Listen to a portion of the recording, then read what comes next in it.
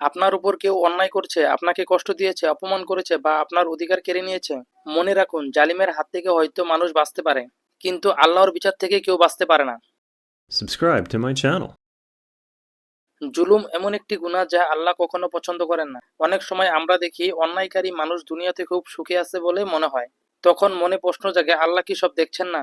হ্যাঁ, আল্লাহ সব দেখছেন। প্রতিটি চোখের অশ্রু, প্রতিটি কষ্ট, প্রতিটি অবিচার তার জ্ঞানের বাইরে নয়। আল্লাহ তাআলা জালিমকে সঙ্গে সঙ্গে শাস্তি না দিলেও তাকে অবকাশ দেন, কিন্তু যখন তার বিচার আসে তখন কেউ তা ঠেকাতে পারে না।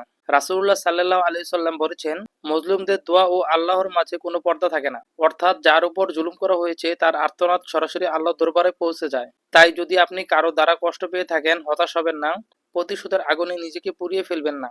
ধৈর্য ধরুন, আল্লাহর কাছে সাহায্য চান এবং বিশ্বাস রাখুন ন্যায় বিচার অবশ্যই হবে। আর যদি কখনো নিজে কারো প্রতি অন্যায় করে থাকেন, তাহলে আজই তওবা করুন এবং মানুষের হক ফিরিয়ে দেন, কারণ আল্লাহর বিচার অত্যন্ত কঠিন। মনে রাখবেন, জুলুমের আয়ু যত দীর্ঘই হোক, তার শেষ পরিণতি ধ্বংস। আর আল্লাহ সবকিছু দেখছেন।